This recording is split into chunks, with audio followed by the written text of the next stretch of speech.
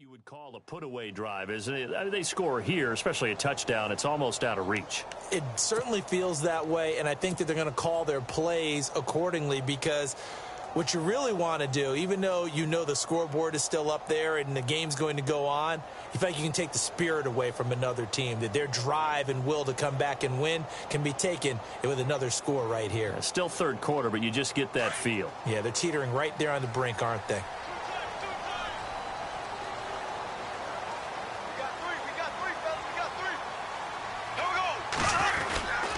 Second half beginning with a run from Fournette. And maybe a measure of revenge there. He's had his way in this one, but this time they get him behind the line. It'll wind up being a loss of 2, and it'll be 2nd and 12.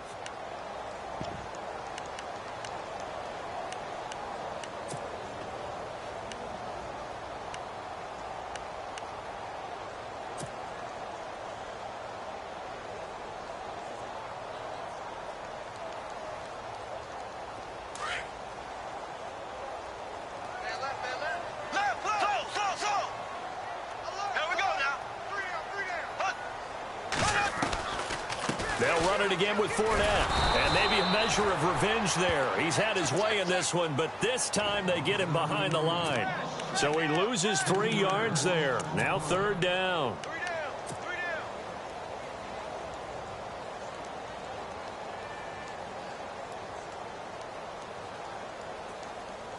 And on 3rd and 15, we see the dime look, 6 DBs on the field. Playing pass all the way. A fake to Fournette. Now it's Bortles to throw. Sliding out of the pocket. Open man is Westbrook, complete. There he goes, left side. Touchdown, Jaguars. A big play there. 83 yards. And the Jaguars add on to their lead. Still plenty of time left in the game, but now starting to pull away a little bit. Get some breathing room with that one. And I don't want people to think that NFL locker rooms are cookie cutter, that everyone's saying the exact same thing in every situation. But I do know that all 32 teams have an emphasis on starting fast. Game, second half, no matter what. Whether it's first 5 minutes, first 3, whatever. This was a big score to start the second half. The kickoff team on the field now as they will send this one away. That's fielded in the end zone. And he'll get it up to about the 26-yard line, just across the 25. Now we take a glance at the offense as they work their way back out for their first possession of the second half. They're down in this game. A chance for the offense, though, to put something on the board, get some momentum here in half 2. Try and get things kick-started for them. And you know at the half, they discussed how they were going to get that done. This is where scripting comes into play a lot of the time. How many plays do you script coming out of the second? Most of the time in the first half, you're scripting 12 to 16.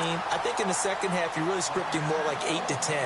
Kind of a starter or an opener, whatever terminology they use. Just something to get you off to a quick start.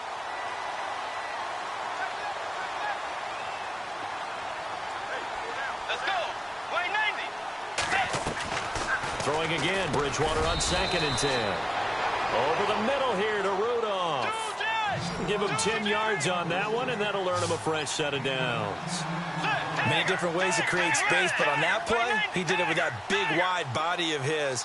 Didn't get a whole lot of yardage on the play, but it did what it was supposed to. Picked up a first down.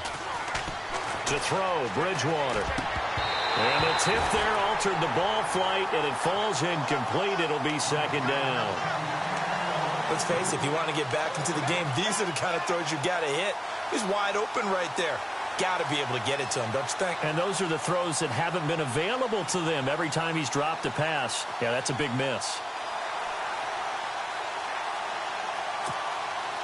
2nd down now after the incompletion.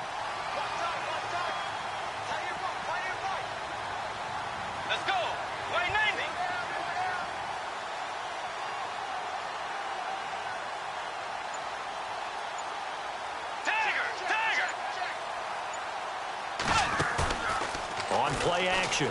It's Bridgewater. He's got the connection over the middle to Diggs.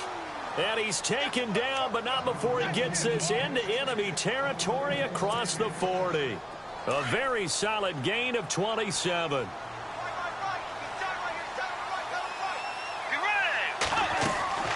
Now a play fake here on first down. And Diggs has it. And he's going to be out of bounds down to the 25. 12 more yards there and another first down.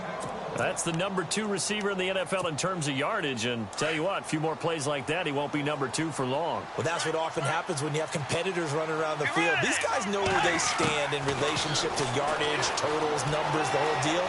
And let's face it, all of them, they all want to be number 1. And he'll go out of bounds in the red zone just inside the 20. Nice work to get 7 out of that, and it's second down.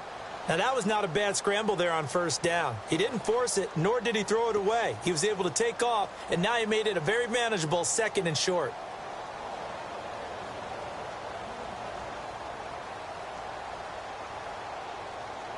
Three yards remaining here on second down.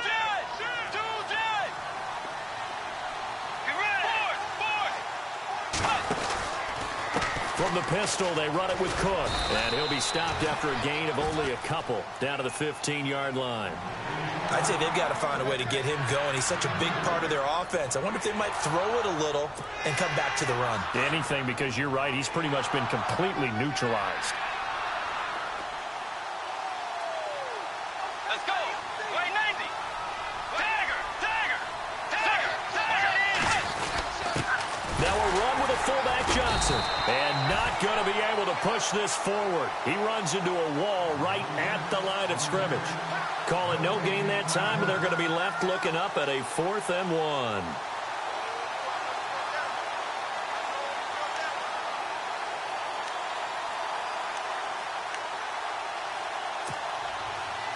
I guess they figure they got to start taking some chances. Here's a big one in this third quarter as he'll go for it on 4th down.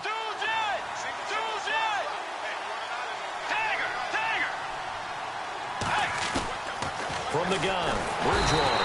And he's going to go down. He's sacked back at the 24.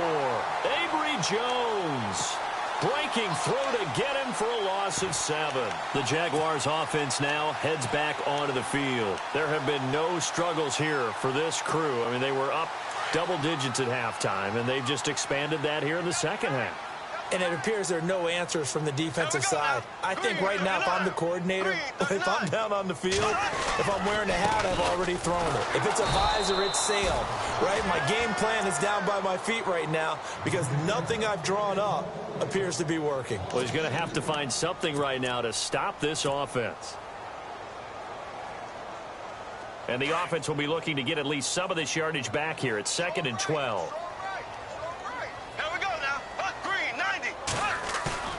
Throwing now is Bortles. Oh, he's got a man wide open, complete. And they finally get him down, but not before he reaches the 34. A big third down play there for the Jags. 46 yards. And now a first down following that long gain.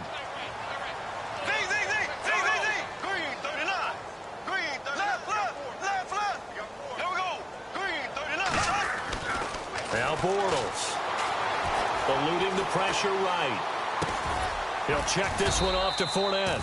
And he'll work it inside the 30 to the 29-yard line. It's a gain of 5, and it'll make it second down.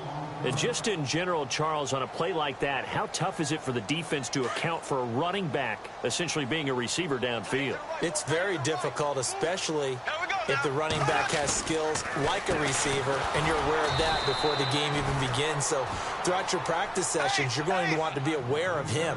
Where is he lining up? What can he do? What kind of damage can he do to us downfield? And who can match up with him without weakening our overall defense? You're exactly right. It's a tough task to match up to him. That's to his running back, complete. Give him 2 yards on that play, and that's going to make it 4th down. Whether you're playing West Coast offense or not, one of the maxims of the West Coast offense is you're either throwing a touchdown or a check down. In other words, look for the big shot, but be smart. I think they did exactly that on that play. They didn't get the first down, but they're taking care of the ball well. Yeah.